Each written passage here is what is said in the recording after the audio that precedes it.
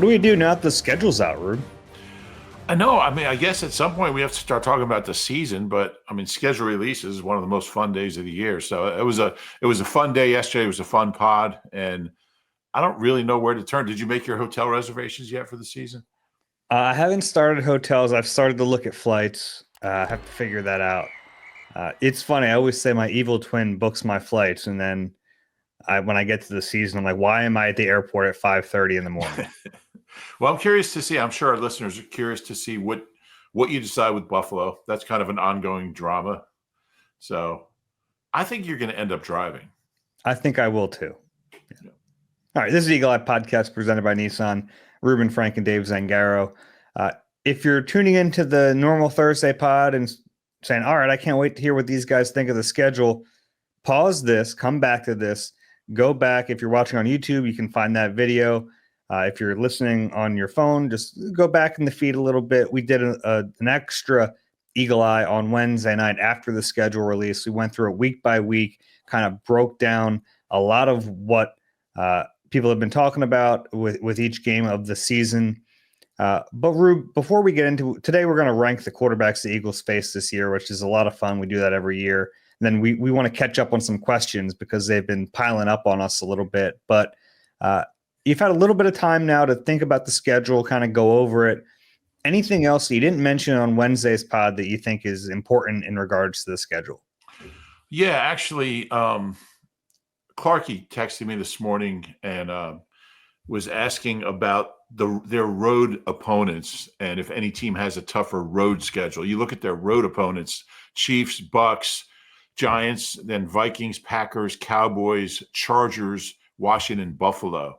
So it's not a lot of easy games there on that road schedule. And the Vikings actually do have a tougher one. Mike Mulhern, of course, being Mike Mulhern, he's our Eagles Huddle producer, post-game producer. He came up with the Vikings with a tougher road schedule, but the Eagles, I mean, their road schedule is really challenging. And I guess out of those 9 road opponents, I guess, Dallas didn't make the playoffs and the Giants didn't make the playoffs, the 2 division opponents. Every non-division road opponent was a playoff team last year. And I think everyone kind of expects Dallas to be somewhat better, if not significantly better than last year. So it's just an interesting way to look at the schedule. You break it down by home and road. You expect them to win most of their home games no matter who they're playing. But that road schedule is really challenging. It's tough, but again, it's like, you look at the Eagles schedule and it's tough because of who they play, not because of when they play them or how they play them. Like, I think there are some weird schedule quirks with when you look at the Eagles, especially with all like the different days of the week, but there aren't a bunch of like big inequities in terms of rest time or anything like that. I think it's just tough because they have a first place schedule and the divisions they play this year are hard. Yeah, I would agree with that. I don't think it's an unfair schedule, and obviously we knew who those opponents were going to be back in February. But when you kind of see it lined up and you see the 2025 schedule and you start going through it, it's not easy. And there's a reason for that. They won the Super Bowl and that's what you get. Yeah. And look, it's like, are they going to go undefeated? No, they're not, but they have the talent obviously to beat every team in the league. They were the best team in the league last year. They kind of rolled through the playoffs. So, but every game is winnable. But I think the point is there's more teams that can beat them than last year. Sure. I mean, I'd be surprised if they win 14 games. I don't know what number I'm going to pick. Maybe 12, maybe 13. I think they're going to be very good. But it is a tough. It's going to be a tough season, but they're really good, and they've got a lot of really good players, and I think they're going to win most of their games. Yeah, I think I have them with 12 wins, which I think is enough to win the division. Washington won 12 last year, and I would expect them to take a step backwards. I think 12 wins the division. I would agree with that. Yeah. And does it take the number 1 seed? No, probably not. I mean, you're going to have maybe it's the Lions or maybe it's someone out west. Someone else is probably going to take the 1 seed if the Eagles only win 12 games. But that's okay. Like they can win without being the 1 seed. Yeah, well, there's no question about it. I mean, we just saw that a few months ago. If you had to guess now, who's the 1 seed in the NFC? I know it's a ridiculous question. Who would you? I mean, the Lions make sense. I'd probably go with the Lions. And that's just based on schedule. I still think the Eagles have a really good shot to come out of the NFC. Yeah. Yeah, I think that's fair. I mean, you certainly have more faith in them in the postseason than the Lions from after what we saw last year. Yeah, I think the Eagles travel better. They're good at it. Mm-hmm. Yeah, I think there's a bigger disparity because the Lions play in a dome when they go on the road. But if they're the 1 seed, I mean, that was the big concern last year in that building. It's tough. It's tough to go in there as an outdoor team and go into that dome. And they're faster. They're faster on that field. I mean, that team was pretty much built to be an indoor team. So I think it's a matchup you don't want. Last year they were the number 1 seed and they got knocked off at home. So you never know how it's going to go. But I don't think there's a ton of teams in the NFC that I think have a chance to be that 13 or 14 win team. So, it's always fun. It's always unexpected. There's always surprise teams. And in a few months, we'll start to see it unfold. Yeah, I mean, really, you look at last year, the NFC West had a 10-win team win the division. The NFC South had a 10-win team win the division. So you look at the North, and there were 11-win team, 14-win team, and a 15-win team. And then in the East, you had a 14-win and a 12-win team. So those two divisions were a little more loaded last year. It might even out a little bit this season, but I still think that the East and the North are the best two divisions out of the 4. Yeah, I mean, if any team in the South or the West would have a chance to be the 1 seed, man, maybe the Rams. I don't think they're that good. Not the Falcons, not the Saints, not the Panthers, not the Niners, not the Cards, not the Seahawks.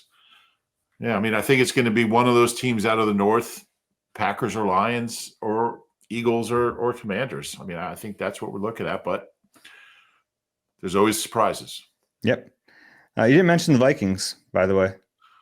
Yeah, I mean, you kind of talked me into them being kind of a shell of what they were last year. And I mean, look, they're not going to be a 1 seed under a quarterback that's never played a snap in the NFL. So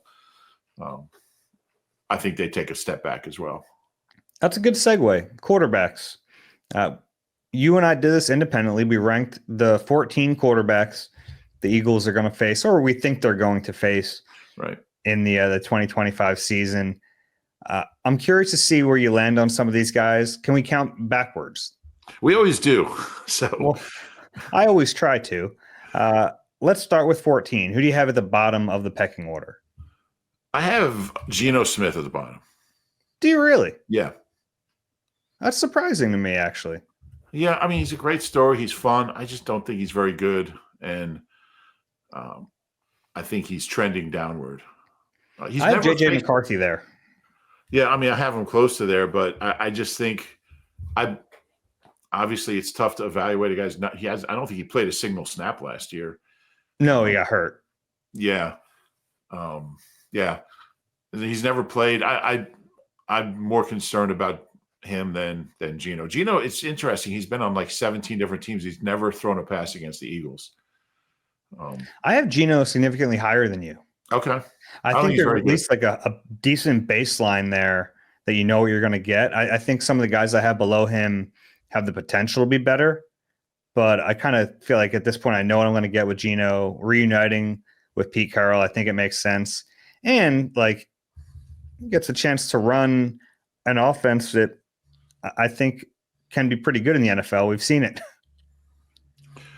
We'll see. I don't think there's a whole lot left there.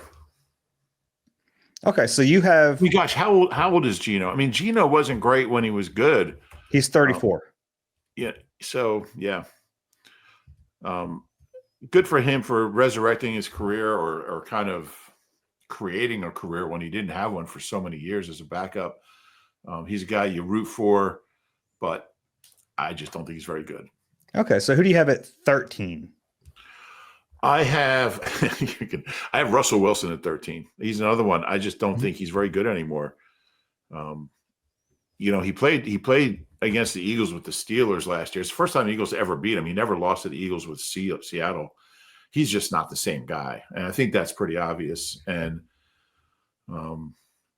so I have him pretty low. Yeah, I have him at 12, so I'm not that far off from you. I'm happy to talk about Russ a little bit because he's someone who he was to me. Wait, he was who do you have McCarthy 14th? Is that right? Yeah, McCarthy at 14th, and I have Caleb Williams at 13. Okay. We can talk about Caleb when we get to him on your list, but with Russell, I can't remember another player who might just play themselves out of the Hall of Fame like he's doing. I mean, he was like a no doubt Hall of Famer, and he'll probably still get in, I guess, but there's a serious question about that now. Yeah, he won one. He got to another one, I guess, back-to-back years. They were always good. I mean, they had a really nice run with Pete Carroll and Russell. I think he's just kind of – I don't know if that's a real thing, and it's a great question. Does sticking around too long hurt a guy's Hall of Fame chances? I think there might be something to that, and I think he might be a textbook case of that. I mean, he was so good for quite a while. He's just mediocre now, and his numbers, like with Denver, were pretty good. I mean, he wasn't, I don't think he hurt his stats, but kind of bouncing from team to team and just trying to extend his career. I don't think it helps him, but I do think he will eventually get in. Got a pretty good body of work. Yeah. What are the chances he's the Giants quarterback for both of the games, independent of injury? So you're talking about week 6 and week 8. Yeah. I think it's going to be somewhere in there, somewhere around the midpoint. I think they'll go to Dart. I guess when's their bye week? Do you know when the Giants' bye week is? I can find out for you. Well, I think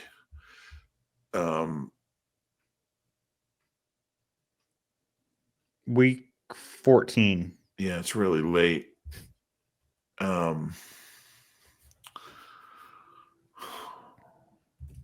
I think it'll be right around that second Eagles game that they make that change. And I think I might have said on the pod yesterday that they'll make the change after the first Eagles game. So I'll stick with that after week 6 because I don't think he's very good anymore. I think he's a shadow of the player he used to be. And you drafted Dart for a reason. I think week 7 might be a good time to make that change if Russell's playing the way I expect him to. Their schedule is so hard. I mean, maybe that second game will be his first start. Second Eagles-Giants game will be Jackson Dart's first start. I'm not sure you want to start him against this defense for your first career start, but it's going to be. I feel like it'll be in there somewhere. Imagine that Jackson Dart's first start is on the road in Philly. That would be a rough draw for the young kid there. But yeah, I think at some point, they're going to realize this is a lost season. They're going to be getting pummeled every week, and they're going to go, well, we might as well get the rookie in there. Yeah, and I think it's good for the kid to not start from week 1. I've always believed that when you look at like the quarterbacks that are rushed, it hurts them. And I think there's so much benefit of, even if it's 6 or 8 weeks of being on the sideline with the clipboard. And, I think Russell's the kind of guy that's going to help Jackson Dart and just learning and watching. I just think there's so much value, especially for a young rookie. So I think it's the right thing to do. It's just a matter of when you make that switch. Okay. So who's your number 12? Okay. So we have, I have JJ McCarthy 12. Okay. My 12 is Russ. Where do you have Caleb Williams? I have him 11th. Okay, good. Because I have him 13th. This is a good time to talk about Caleb So where Williams. do you have Geno? Or is he coming up soon? It's coming up in a little bit. Yeah. Okay. Yeah. Caleb Williams is like super talented. So I have him below Russell Wilson. I have him below Geno Smith. I have him below Bo Nix, but I think he has the potential to be much better than all of them. When you look at his talent, it just didn't put it together as a rookie. Yeah, it's an interesting statement. I think Bo Nix might end up being the better player. I mean, who knows? I mean, Caleb Williams had some pretty good games last year, where you kind of saw the pretty big potential. I think he had a game where he threw 4 touchdowns, maybe against the Jaguars. And by the end of the year, he's playing better. He had that stretch against the Vikings, Lions, and Niners where he had like 9 touchdowns, no interceptions over like a 3 or 4 game stretch. So I think he did show some improvement as the year went on, which you wanted to see. And he took a beating, didn't have a lot around him. It wasn't a great situation. I like the way he battled. I think there's something there. And you would think, by the time he plays the Eagles for the first time, that into his second year, he'll be a more consistent player. I do think I think he's got something. They just got to help him out a little bit. Yeah, and he has some help now. He has a new head coach in Ben Johnson, who I think that's going to be a fun marriage to watch. And week 13 for the Eagles, I think the Bears have been a trendy pick the last couple of years, and then they haven't been that good. Especially last year, they were kind of a trendy pick going into the season. It didn't really pay off. But by week 13, there's a chance that he's humming along in that offense a little bit. Yeah, I think so. He was as a rookie. By the last 5-6 weeks of the season, he was pretty good last year. So, yeah, I think that he's got a chance. It'll be interesting to see under a coach that we all think is going to be pretty good offensive mind. All curious to see how he grows. Where do you have Bo Nix? I have Bo Nix next at 10th. Okay, I have Bo Nix at 11. I have Geno Smith at 10. Bo Nix had a really solid year. Yeah, he did. He did. And, for a rookie to come in and take a team to the playoffs, win 10 games, threw a lot of interceptions, but 29 touchdowns is a good number, completed 66% of his passes. He was okay in the postseason game. I think he's how old is Bo Nix? He's an older guy, right? He's 25 now. Mm-hmm. So it's probably important to play him, from day one as a rookie, and he handled it. There's some impressive young quarterbacks, which is good for the league. It's good to see, and I think he's one of them. He was really good as a rookie. He was good, and he did what that team needed him to do. That team's obviously has a good defense, and you had him there. You had Sean Payton helping him along the way. So I think he gives you a really competent level. I don't know what the ceiling is for a Bo Nix, whereas I think the ceiling is higher for Caleb Williams, who did not have as good a rookie season. Yeah, I'm not sure I'm ready to go there yet. I think they both have. I think they were both good last year, and both can be better. I'm not sure who's got a higher ceiling. I think Bo Nix. I'm just looking at the talent. I think Williams is more talented. I think Bo Nix is pretty talented. Yeah, I think it's close. Okay. I'm not ready to go there. Bo Nix, his last 4 games threw 12 touchdowns. He had a couple 4 touchdown games late in the season. 5-2 the last 7 weeks. With both these guys, they just got better as the year went on, and that's really encouraging. And a couple good young quarterbacks. I'm not sure who's going to end up being the better player, but it'll be fun to watch. Yeah, I'm not necessarily saying that Caleb Williams is going to be better, but I think the ceiling is higher. I understand. Okay. So we have different top 10s at least. I have Geno Smith at number 10. You have Bo Nix at number 10. So I guess we have the same top 9 at least. Yeah, it looks like we have the same bottom 5. So who do you have at number 9? Well, real quick, let's recap your 14 through 10. So I have Geno Smith at 14, Russell at 13, J.J. McCarthy at 12, Caleb Williams at 11, and Bo Nix at 10. Okay, I have McCarthy at 14, Caleb Williams at 13, Russ at 12, Bo Nix at 11, Geno Smith at 10. Who's your number 9 quarterback? I have Dak at number 9. So do I. Okay. I think that's the right spot for him. He's really just had an up and down career. When he's at his best, he's dynamic. He can throw the ball all over the yard, but the interceptions have been a huge problem for him. Yeah, and they're bad interceptions. Like he'll be on a roll, Dak's completed 11 straight passes for 149 yards, and then he'll just throw it to the other team. Yeah. I mean, he's been really good against this team. 8-2 in his last 10 starts against the Eagles with 22 touchdowns and 4 interceptions. I think there was a stretch there where they had a real block about playing. He was just really good against this team. And I don't expect that to continue. I think that's kind of run its course. The Eagles are the better team. And he's missed a lot of the games against them too. He missed a lot of games. And then a couple of those Eagles-Cowboys games were meaningless end of the year. Cowboys were starting Stephen McGee and those kind of guys. So, yeah. I think that's one of the things that makes the opener so intriguing is that, I mean, I guess Dak could get hurt in practice at training camp, but 99% you're going to have Dak versus Jalen in that game for only the fourth time. So it's a really compelling opener from that standpoint too. Number 8. Number 8, I have Jordan Love. Oh, that's lower than I expected. I have Baker Mayfield at 8. I have him pretty high. Do you? You're looking at those numbers and your eyes are getting wide. I mean, he threw 40 touchdowns. We'll get to Baker, but you have him. What do you have Baker? At 8. At 8.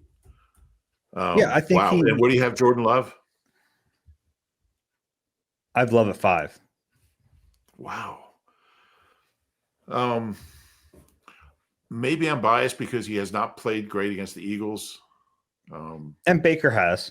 And Baker sure has. You're right. I think at this point in their careers, and I like Jordan Love. I think he's, but I mean, he's 0-3 against the Eagles, I believe, all here. So this will be the first time he's faced him at Lambeau. 8's not a bad spot. I have Baker Mayfield way higher than Jordan Love. At 1? Not at 1. Okay, not at 1. But not too far I off. think Baker, I give him credit. He's had a nice second act of his career. He puts up big numbers. I still don't think, like, if you just watch him play, I don't think he's as good as the guys I have above him. 71% last year, 41 touchdowns. Yeah. I think he's pretty good. And he's the kind of quarterback. I mean, he's kind of got that Jameis in him where he's gonna throw a bunch of touchdowns, a bunch of interceptions, gunslinger. He's fun to watch. I think he's pretty good. Okay. I think we just view it differently. You're going to look at the stats all the time, and I'm going to not lead with them, I think. It's on brand. Yeah. How about number 7? But no, I mean, it's not just stats. It's like, I just think he's pretty good. I think Baker Mayfield's a really good quarterback. Number 7, I have Matt Stafford. Oh, okay. I think that's too low for Stafford. I have Jared Goff at 7. So you have the guy he got traded for. I have Goff higher. I think, I have Goff at 5. He's another one that hasn't played well against the Eagles. Do you know Matt Stafford's thrown 16 touchdowns and 1 interception in his career against the Eagles? Wow. And you know who has that interception? Our good friend Nnamdi Asomugha. Really? Good for Nnamdi. Yeah, in 2012, 13 years ago. At some point, Stafford's got to kind of play his age. Maybe. Yeah, I don't know. I still think Stafford is just, man, he's talented, and he's always been talented. So I have him higher. I think there's a reason, obviously, that the Rams wanted Stafford instead of Jared Goff, and that's nothing. Goff to me, like, is playing at a high level. Curious to see what it looks like without Ben Johnson there. That's the one thing with the Lions this year. We're talking about them maybe being the 1 seed. Losing their offensive coordinator is a big deal for that team. Yeah, well, yeah, it is, and he was a really good one. Jared Goff's a guy that I'm always surprised when he plays well, but he always does. Oh, not always, not in the playoff game, but yeah, I think at this point he's better than Stafford, and I'm not sure how close it is. There's a reason I have Stafford that much. I'm 2 spots lower than Goff. See, I don't think it's close, but the other way. Okay, that's fair. Yeah. I know Stafford's older, but I think he's just a better quarterback. How old is Stafford now? 37? Matt Stafford in 37. Yeah, I mean, 20 touchdowns, 8 interceptions last year. I know you don't care about stats, but I mean, that's not a lot of touchdowns for a guy that started 16 games. So has always been a pretty good postseason player. When he finally got into the postseason, yeah. Yeah, which obviously didn't happen in Detroit. I think Goff's better. Wow, we disagree a lot here. This is good. How about number 6 for you? Number 6, I have Patrick Mahomes. No, I'm kidding. I have Justin Herbert 6th. I have Herbert 6 too, and I've always been a big fan of Herbert. Super talented, but at some point, like, the excuses run out, and I think they ran out when he threw 4 interceptions in the playoff game. So, waiting to see him put it all together like the rest of the world. Yeah. I mean, there's a few guys in this list that are really good regular season quarterbacks, but it takes a special talent to be that good in the postseason. Jalen Hurts has that. Herbert played well. He played the Eagles in 21 and played well. Beat the Eagles in 21. Obviously, you don't play that conference very often, but yeah, I think 6 is a good spot for him. All right, let's take a quick break, and we'll get to the top 10 on the other side. You deserve a car that thrills you, a car that puts goosebumps on your goosebumps. At Nissan, we've got everything from turbocharged SUVs to 100% electric vehicles that'll make your heart beat faster. Experience the thrill for yourself and shop your local Nissan store and nissanusa.com today. All right, we're back on the Eagle Eye Podcast, counting down the way we see the opposing quarterbacks that will face the Eagles this year. Our lists have been very different. My number 5 quarterback is Jordan Love. Yeah, obviously, I'm a lot higher than me. I'm at 8, 0-3 against the Eagles. I think he's good. I think it's important for him to take a jump this year, and he's got the talent to do it. Sometimes, boy, he is so good sometimes. Other times he's not. So I think he needs to be more consistent. And, I mean, obviously they want him to continue that lineage of Bart Starr and Favre and Rodgers and keep that thing going. He's got the ability to do it. I think it's a big year for him. This is his 3rd year as a starter. He was probably a little better in 23 than 24. Yeah, I agree with that. I think it's important for him to take a jump, and he's got the ability to do it. Who's your number 5? My number 5 is my number 5 is Jared Goff. Okay. Who we talked about. He is 1-4 against the Eagles, by the way, but he's played well for the most part. So we got. And your 5 is Jordan Love. So we have 4 to go. Yeah. So my 4 is Matt Stafford, who you have way low. I'm at 7. Yeah. Who's your 4? My 4 is Baker. Okay. So we have the same top 8. 3. I'm sorry? We'll have the same top 3. Maybe. I might have a surprise. We have to have the same time. At least maybe not in the right order, but the 3 at the top are the same. All right, so you want to look at those top 3 as a group here? Yeah. How did you rank them? I have Jaden Daniels 3, Patrick Mahomes 2, Josh Allen 1. Yeah, I have Jaden Daniels 3, Josh Allen 2, Mahomes 1. Certainly make a case for Josh Allen at number 1. For me, the Super Bowls kind of was the tiebreaker. Mahomes has more than Josh Allen. Josh Allen played better than Mahomes last year. Mahomes didn't have a lot around him. I think they're clearly the two best quarterbacks in the AFC, and it's a fun rivalry. I mean, they seem to play each other in the playoffs every year, and Lamar too. I mean, and Lamar.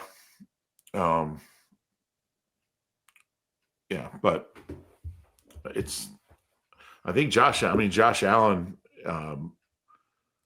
believe has never beaten the Eagles. I think he's 0-2. What was your thinking going with Allen over Mahomes? he was better last year.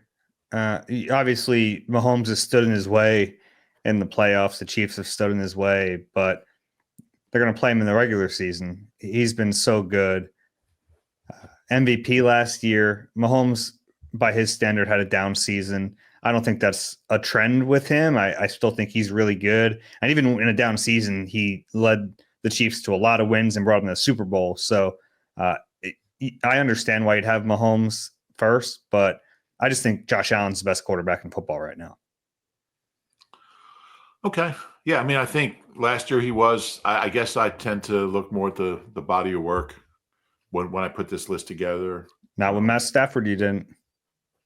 Well, because he's older. I mean, if Mahomes was 37, I'd probably have Josh Allen ahead of him, but he's not. So I don't think there's a right or wrong with Allen and Mahomes. I think they're clearly the 1 and 2 that they face this year. And, maybe the Super Bowl took some of the mystique out of Mahomes for the Eagles defense, although half the guys that faced him aren't here anymore.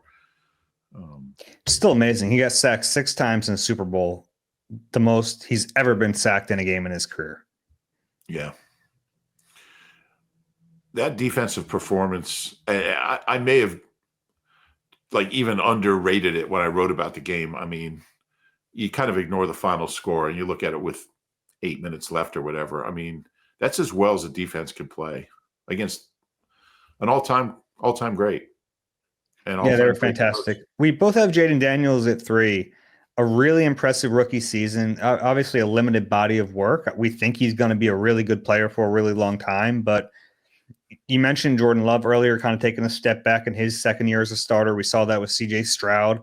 So curious to see what Jaden Daniels year 2 has to hold for him. Yeah, I think that's one of the bigger questions in the NFL. He kind of took some people by surprise last year. Now people have a book on him. They know his tendencies. They know what he likes to do. He's just so clutch. I mean, that game, you look at the touchdown he threw to win the game against the Eagles. They're only lost in their last 18 games and just are such a clutch play. He's so tough. He seems to run at the right times. Doesn't run too much, stays out of harm's way. He's got a big arm. He's got that it factor. It's been a while since, Washington hasn't had – who's Washington's last great quarterback? Jason Campbell? I don't know. I don't even know. Like Joe Theismann. But he's young and he's got the whole world in front of him. And it's kind of fun to have him in the division. I mean, Eagles are going to have to contend with him twice a year. It's a fun matchup. I kind of like – look, it's great when you can roll over bad quarterbacks. You're going to get 2 wins. They're starting Daniel Jones or, whoever it is in the division. But I like having good quarterbacks in the division. It makes it more competitive. To me, it makes it more fun. And he's not going anywhere for a long, long time. And neither is Jalen. So it's going to be a fun little rivalry. Which is the next question. Jalen, if you had to... I knew this was coming. Put him in here. I think really the question here is he behind or above Jaden Daniels? I don't think he'll get much pushback if he's behind Josh Allen and Patrick Mahomes. Maybe people want to put him ahead of Mahomes. He just beat him in the Super Bowl, but I think it's realistic to say he's behind those two. What do you do about Jaden Daniels? I have him ahead of him. I would have him number 3. Yeah, it depends on, and this is there's no real criteria here. He has a great playoffs. Does that count more? Are we talking regular season? Are we talking like he has more years of experience? Jaden Daniels is a 1-year player so far in the NFL. I think that 1 year was spectacular. Yeah, it's almost an impossible question to answer. And I kind of hate that this topic comes up all the time with Jalen. It's like, where does he rank and this and that? He didn't look at the numbers. They weren't great. Yeah, but they look what they asked him to do. It all gets a little tiring. I think I would have Jaden Daniels ahead of him if I was ranking, but I think it's really close, and it could go either way. Yeah, for me, and this goes for Hall of Fame or anything, I think for quarterbacks, team of the decade, I think postseason and Super Bowl is such a big part of a quarterback's body work more than any other position. You're not judging guards by how they played it in the playoffs, but quarterbacks, I mean, the great ones are the ones that come through and win Super Bowls and win playoff games. And I mean, Jaden Daniels certainly has a good start on that, but I mean, Jalen's been to 2 Super Bowls. He's played well in both of them, really well. He won the second one. For me, I mean, he was very good throughout the postseason this past year. For me, that's the difference. I might have a different answer a year from now. But all the things you mentioned, the body work, the postseason, the Super Bowls, the longer career, bigger sample size, even head to head. I mean, Jalen's 2-1 head to head and played well in the one that they lost. Put up, was it 36-33? I think put up a bunch of points. So I do think it's close. I agree with you. I think he's either third or fourth on the list, but for me, he's third. Yeah, that's fair. And I'm not as solid on it as I think you are having him third. You know what I mean? Like I see it, and it's a toss up, and especially because we've seen some quarterbacks take a step back in year 2. So it's not out of the realm of possibility. We see that from Jaden Daniels too. I don't think we will. I think the talent is solid enough that he won't take a dip, but I don't know. I think there's a chance the Commanders in general aren't as good this year. So is it crazy to think that he might not have the same season? No, I think that's very possible. Whereas Jalen's been really steady, really consistent, and the playoffs have been fantastic. Yeah, and that was my next question. Do you anticipate a drop off from Jaden Daniels? And he's another one that when you look at his season, I mean, something clicked later in the season. I mean, he was so good from like week 12 on, if you include the playoffs. I think he got healthy. I think that was a part of it. Yeah, I do think that was a part of it. But I also think I think for young quarterbacks, for rookie quarterbacks, something just clicks sometimes. And, I think we saw it Bo Nix later in the season. I just think it doesn't always happen, obviously, but when it does, the game slows down. And I mean, he was, like if you include the playoffs, like his last like 7 or 8 games, Jaden Daniels was phenomenal last year. So, it's certainly possible he doesn't take that step backwards. I think the team will. I don't think he will. Yeah, I think he's going to be good for a long time. It's going to be fun in the division. Yeah, I just wish they played before mid-December. Yeah, me too. Anything else on these quarterbacks? No, that was fun. All right, let's get to some questions. Eagle-eye at NBCUni.com. The QR code is on the screen if you're watching on YouTube. Where are we here? First one from our buddy Siraj. My question is regarding Bryce Huff. I feel like I haven't heard much about him since the end of the season. Are we really counting him out? Or do you think the Eagles will give him the beginning of the year to prove himself and earn a spot in the rotation? It seems like they're on the hook for at least one more year, as I doubt they'll be able to get anything of value for him in a trade, and releasing him doesn't make a whole lot of sense financially. I get the sense we have another James Bradberry situation on our hands, except the difference is the Eagles didn't recruit high-level talent through free agency or the draft to fill the void like they did last year. What are the best and worst case scenarios in this situation? Well, and the difference with Bradberry is that Bradberry was good before he was bad here. We haven't seen the good part. And Dave and I disagree on this, and I think Dave's point is valid. He doesn't think he'll make it to opening day. I do. I think they're going to give him every opportunity. Look, we know Vic doesn't like the player, but it's year 2. They don't have Sweat anymore. They don't have BG anymore. And they're going to have to explore every opportunity, every option to generate pass pressure. And he's a guy that had 10 sacks 2 years ago. I think you got to at least see if there's something there. Dave thinks it's a shorter leash than I do. So I think they'll give him into the regular season. Dave thinks they're going to cut him at the end of training camp. No, I think they're going to trade him. Oh, you think they're going to trade him? Yeah. Yeah, I'm not sure. What are you going to get for him? Not much. Yeah, I think he'll be here on opening day, but certainly possible that they unload him if there's an offer there. Look, I think the best case scenario is that he stays on the team and is productive and plays like a $17 million player. I think that's the best case scenario. I also think it's unlikely. And I think there's always been a disconnect from front office to coaching in regard to Bryce Huff. I think that's pretty apparent. I think Howie would love to give him every opportunity to play like a $17 million a year player, but Vic doesn't see that in him. At least he didn't last year. He was a healthy scratch in the Super Bowl. And I think it's a locker room dynamic you don't want, to have a guy making that much money who doesn't play. I think that's a fair point. I just think, before he got hurt and he had surgery, he missed 4 games. He was starting to turn a corner. I felt like he was starting to do some good things. He doesn't have to be an all-pro. If he can just be a productive rotational pass rusher, I think you'll take that. And I don't know if that's going to happen, but I think they'll give him the chance into the season to do that. Yeah, it's going to be a fascinating storyline of the summer. Like, what unit do they have him on? Like, is he second team, third team? Is he first team? Do they say Howie's like, hey, get him out there. Let's see. Let's really give this guy some run. I don't know. Vic has not been shy about his feelings on Bryce Huff, and for that reason, that's kind of been guiding my thought that he's not going to be here. Maybe Vic comes around on him. Maybe Bryce starts to do the things that he didn't do last year to prove himself.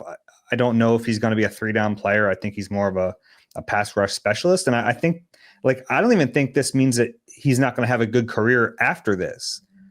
I think he just needs to be in a different system doing different things. It's very well possible. But I also think not having Sweat and BG changes the equation a little bit for Vic. And maybe, there's a reset and Vic believes he can get something out of Bryce Huff. But you're right. It's going to be fascinating. Can't wait to watch him in training camp and just see what he looks like in one-on-ones, in team stuff. Does he look like a player or not? I think we'll have a pretty good idea after a couple of weeks of watching Bryce Huff if there's anything there. How he's going to be like, get him out there against the rookies in one-on-ones. Yeah. Who do you think are the first 2 edge rushers on the field when they get the training camp? Assuming health. I would guess Nolan and Jalix. And then you think the next guys up are Bryce Huff and Ojulari? Probably. Yeah. I think that's right. Yeah. All right. Next question is from Scott. Hey, guys. Now that the main part of free agency and the draft is over, how concerned are you about the Eagles starting cornerback position opposite Quinyon? Losing both Slay and Isaiah Rodgers means we basically lost our starter and top backup. I'm very concerned going into the season with just Keely Ringo. Obviously, something may happen with post-June 1st cuts, but this spot looks like the biggest weakness of the defense right now. Yeah, I have some faith in Keely Ringo. I think he's going to be okay. I think he's going to be a good player. They have Eli Ricks as well, who I think they like. They kept him around for a reason. I think he's going to get some run with the ones during the summer. I think he'll get a look. I think they'll be okay there. Keely's an unknown. He played a lot as a rookie, and he was okay. I thought that he showed a lot of promise. He can run. He's long. He's a little handsy. It's something that I think he can work on. He's got a very good position coach in Christian Parker, and he's now in his 3rd year as opposed to being a rookie. So that's something he's got to focus on and work on, because he had a few too many penalties as a rookie. But I like the player, and I expect him to be okay. Yeah, you didn't mention Dory Jackson, who we presume is going to be the other guy really competing for that job. Howie really has talked up Dory Jackson. He said he hasn't played his best football yet, which I find kind of hard to believe. He's a 29-year-old corner who hasn't been very good recently. So we'll see what happens there. I'm with you. I do have faith in Keeley. I think he has a chance to be a pretty good player. Yeah. I'm looking forward to seeing him. And Adoree Jackson, I don't know. I think Howie kind of has been praising him to kind of push Keeley. You don't want Keeley to go into this thing thinking, I got this position. This is mine. You want competition everywhere, especially with a guy that hasn't played that much. But I think Keeley's going to win that job. Next question from Shane. What's up, guys? Hey, I always Shane. think I know so much about the Eagles, and I feel like I learn something new every episode from you and Rube. I just had a random, not really football-related question. I was curious, how did NBC choose who on the crew does the podcast, or was it something you two came up with the idea? I have no idea. We cover the Eagles, so it kind of made sense. No, this podcast, if you go way back in the feed, this was Rube Knows. That's right. Which was a podcast with just you talking into a microphone, which is insane. Sounds so compelling. That's an insane thing to have to do a lot, is to just talk to yourself. Yeah, it was hard, but it was better than talking to you. No, I'm just kidding. But it started out with me and Gunnar, I think before that, right? Or no, that was a different podcast. Okay. There was a period of time where we had two Eagles podcasts and I wasn't on either of them. And I was like, wait a second, I'd like to do this. So when did we start doing this together? I don't even know. Gosh. Yeah, I don't know either. It's been a long time. This is like our 905th episode. So something like that. And our third, and our sixth in the last 2 weeks. So it's been a while. I'm sure Tom Feiner knows the exact date we did our first one, but yeah, I did it by myself for maybe a year or like a season. That's hard. Yeah. But they also were shorter. Fair. They're like 4 minutes, 6 minutes. All right. Next question comes from Andy.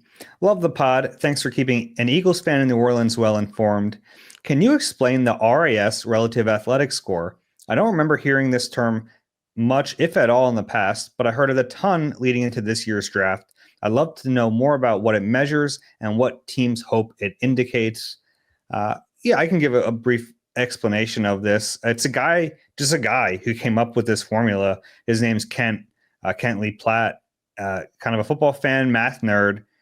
And it's a standardized way to plug in all of the measurables, right? So it's size, weight, speed, all those, and then the testing numbers, and you put them all in, and it spits out a number that then you can then easily compare to other players at that same position. Yeah, is it relatively new? I don't remember hearing it before this year. The database goes back pretty far. Yeah. Interesting. Yeah, and it's not perfect, but and I think even if teams aren't using relative athletics, they care about athleticism, because obviously it's like that gives a player a ton of potential, and it's not the only thing. But if you kept up with the Eagles drafts in recent years, a lot of the players they've drafted have scored very well on this scale. So it's become more worthwhile to track players who rate highly in this. Do you think it's something that GMs and scouts pay attention to? Oh, yeah. Yeah. Even if they're not paying attention to the actual number this spits out, they're paying attention to athleticism. And sure. This is just a way to measure that. Right. It's fun, though. You can play around with it. On his website, he actually has the calculator. So you can plug in numbers and say, make up a player in your head or a guy who has a good pro day and put it in there. Those numbers aren't standard, but you can kind of figure out where he would rank. Interesting. Good question. It is. It's something we probably should have explained a little better when we use it all the time. We'll go to Marty here. Most analysts are assuming that Cooper DeJean will stay at nickel where he's been so productive. But without Slay and Rogers, there isn't a proven corner after Quinion, but a lot of potential nickel guys, including Sidney Brown, Tariq Castro-Fields, Maxon Hook, Adoree Jackson, Mac McWilliams, Perry Nickerson, and Eli Ricks. If any of those guys shine in camp, why not move Coop? What are the odds? I just think he's so good in the slot. I wouldn't want to move him. I kind of push back against some of those guys being ideal nickel candidates. Yeah, I'm not sure you want Eli Ricks in the slot, but I look. He's got there's nothing. It's not like it's a negative. Like maybe 20 years ago, oh, he's the third corner. You put him in the slot. It's not like that anymore. The slot, you're playing as almost as much, if not as much as an outside corner.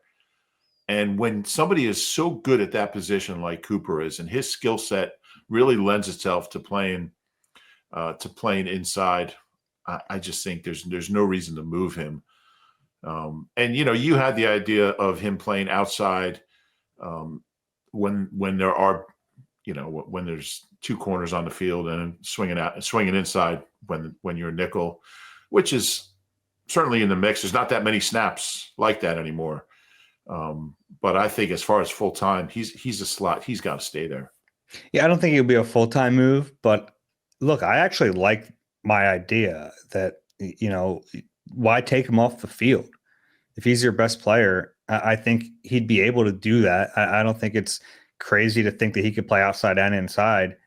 I would do that with him. I think I'm sure he'd be fine playing outside, but I think he's your best option outside, but that doesn't mean you move him full-time. I think that means you don't take him off the football field. Right.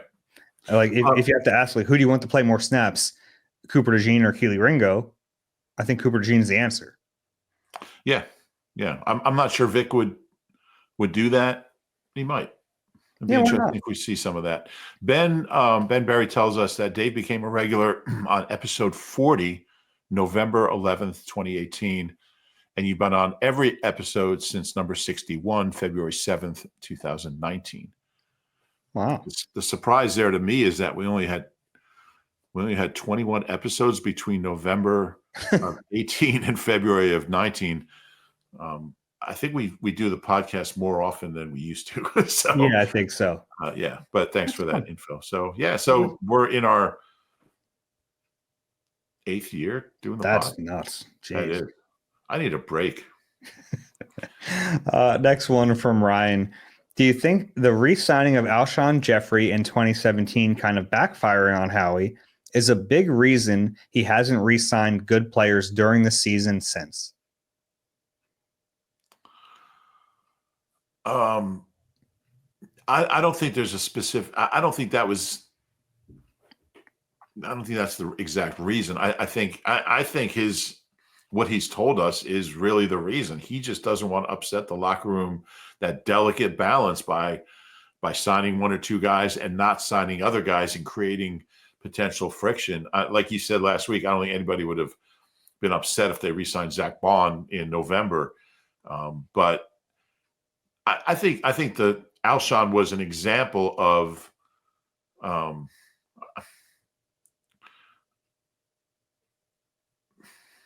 in 17, it was the next contract I thought was probably the problem with Alshon. He signed it during the 17 season.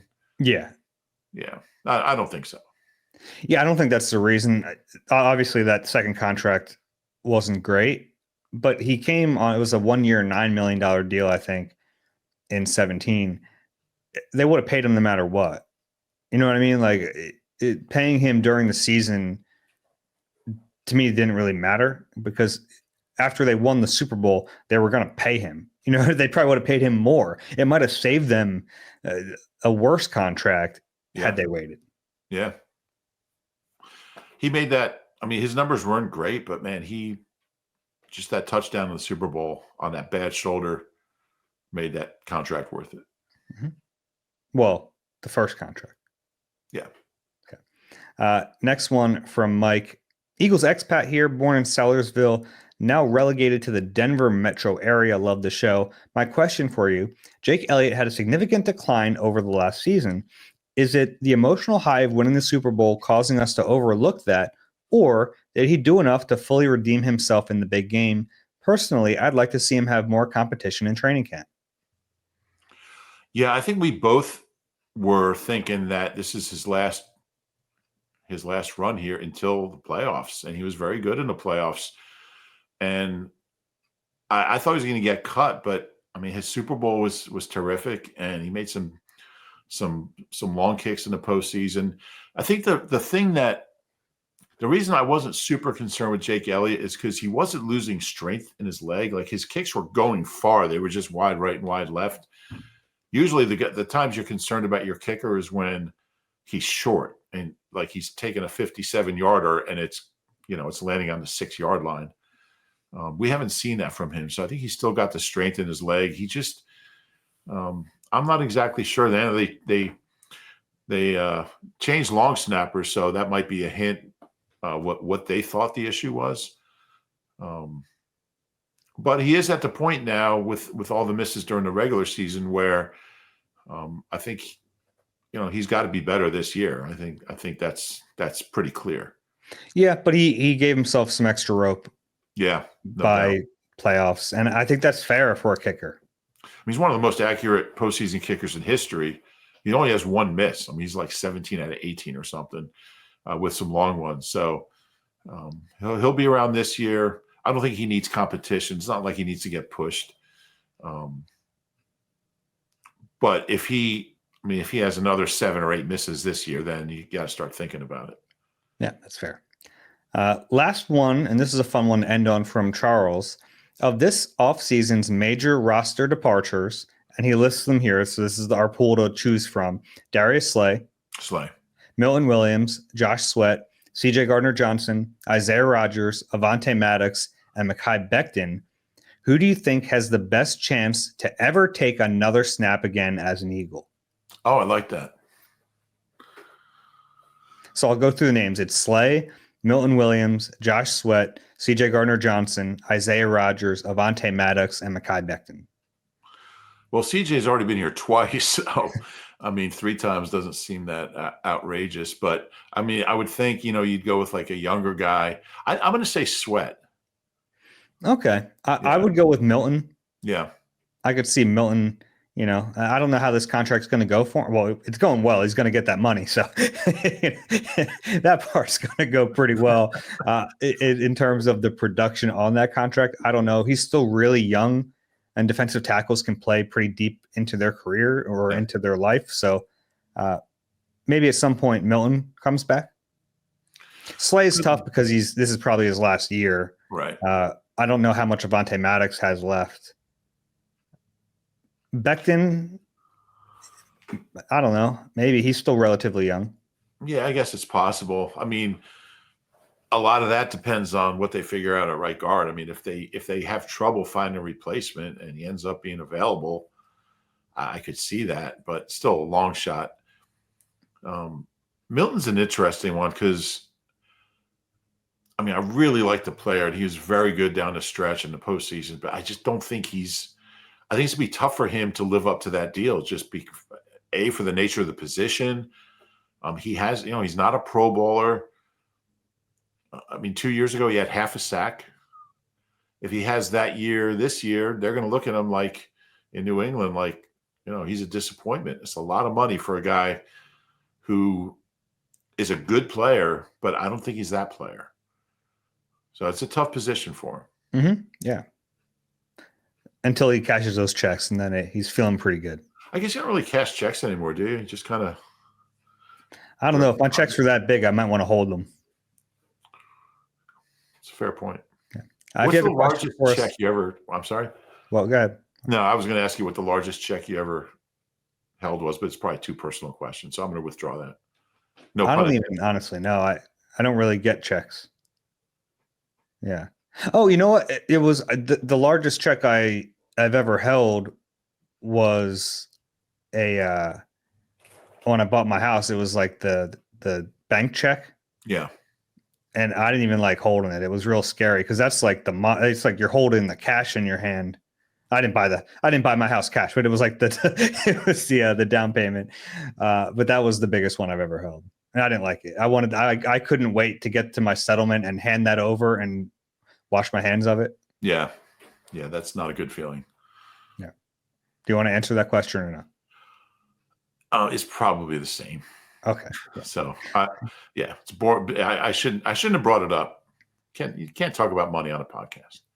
You certainly can. Well, if not ours, like everyone else's. Eagle-eyed NBCUni.com. Okay. QR code is on the screen. All right. Go ahead. No, you go ahead. No, you want to talk? No. I'll get my turn. I know how it works. If you enjoy the podcast, please rate and subscribe wherever you get your pods. If you're watching on YouTube, please click the like button and subscribe there as well. Rube, any final thoughts? Yeah, so the Eagles Autism Challenge is Saturday morning, 2 days. It's a wonderful event, and I've had so many generous Eagle Eye listeners and viewers donate. If you're interested, if it's an important cause to you, and you feel like it's something you want to donate to, you can just go to the eaglesautismchallenge.org, click on donate, and then just search for my name, and you can and the donation page will come up. Somebody from I don't know if he doesn't want to be embarrassed or anything, but I'm gonna some listener donated $150 this morning, Walter. So appreciate that very much. Said some nice things about the podcast. He called us the Hall & Oates of Eagles storytelling, but with fewer synths. Who would you be? I do have a few synths in the next room. Are you Hall or Oates? What's that? Are you Hall or Oates? Well, gosh, I hope I'm Hall. Okay. Well, he was a talented one, right? Well, either way, this podcast is going to end up in some legal dispute in like 20 years then.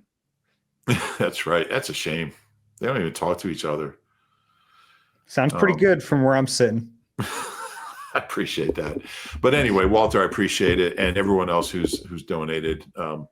Clarkie's doing it. John Clark will be out there Saturday morning. And we have a little NBC team. So we're all raising money for what's really an important cause. And it's a great event. A bunch of players will be out there. Jeff Lurie, Nick will be out there, Jalen. Howie's going to speak before it starts. And then at the finish line, which is at the 50-yard line, there's a bunch of kids' activities. It's a great family event. So highly recommended. Come on out. It's not too late to sign up if you want to do it. And hope to see a lot of Eagle Eye listeners out there at the link on Saturday morning. Sounds good. Good luck. Hope you get some good weather. One of these years, I'm going to get you to do it. Yeah, probably. All right. For Reuben Frank, I'm Dave Zangaro. This has been Eagle Eye, presented by Nissan. We'll talk to you soon.